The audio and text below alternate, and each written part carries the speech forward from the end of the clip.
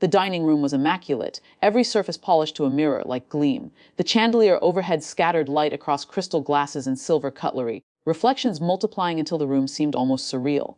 My sister floated among the relatives, a practiced smile fixed in place, as if the air itself bent to announce her arrival. She moved with confidence, adjusting the tablecloth, lightly touching a relative's arm, her laugh calibrated to be just warm enough. Applause followed her every minor gesture. I sat at the end of the table, my bag resting on my lap. My parents were at either end, mother's hands folded neatly on her napkin, father's fingers drumming faintly on the table. Neither looked at me. My mother's eyes occasionally flicked past, a careful neutrality that kept me at arm's length, while my father's avoidance was complete, almost performative. I had walked into this room countless times in my mind.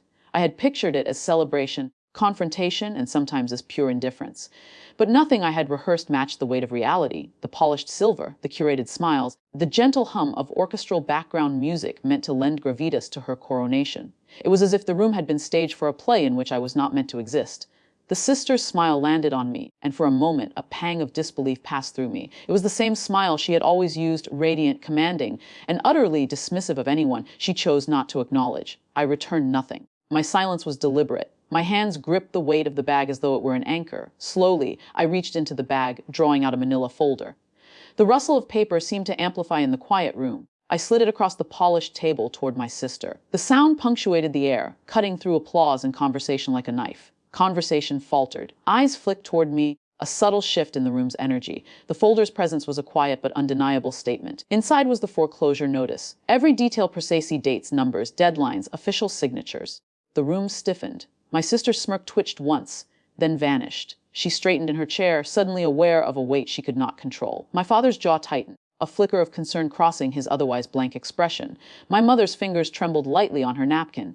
Even the relatives shifted in their chairs, uncertain how to react when the performance they had rehearsed was interrupted by stark reality. I did not speak. I did not need to. The folder spoke in terms that no smile, applause, or polite conversation could counter. My sister's carefully constructed stage, years of favoritism, performance, and curated charm was suddenly vulnerable.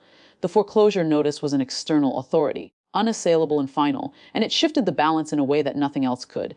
I allowed myself a moment to catalog the past birthdays I had been left out of, achievements quietly noted and immediately forgotten, small victories ignored. The sister had spent years positioning herself in the spotlight, while the room moved around her carefully crafted image. I had complied, avoided confrontation, and stayed quiet. Now the consequences of that silent endurance manifested in the clarity of paper, in numbers and deadlines that demanded attention. My sister opened her mouth once, hesitated, and closed it again. My father finally met my eyes, a long and measured glance, acknowledgement without apology, recognition without admission. My mother's lips parted as if to speak, then stayed still. Silence stretched through the room, full of tension and subtle revelations.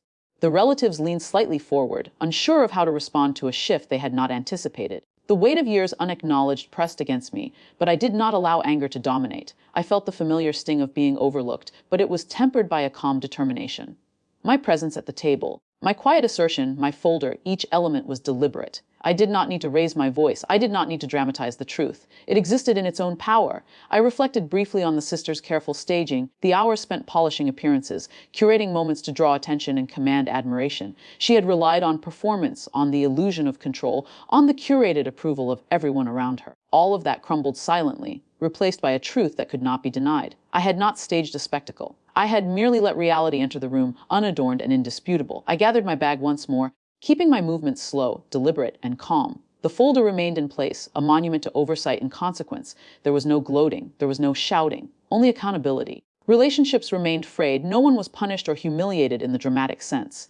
The sister's coronation was no longer complete. Her performance had been interrupted, subtly but decisively. I walked toward the door, each step deliberate. Silence followed me, thick with the tension of acknowledgement.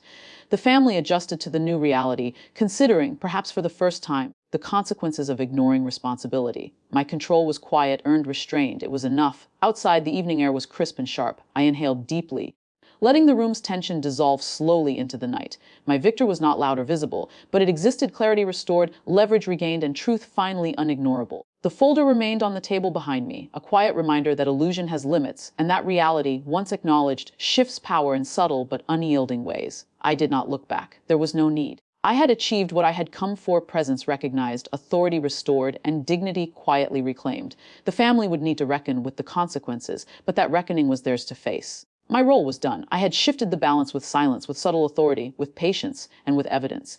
And in that quiet assertion, I found something I had rarely felt before: calm, unshakable clarity.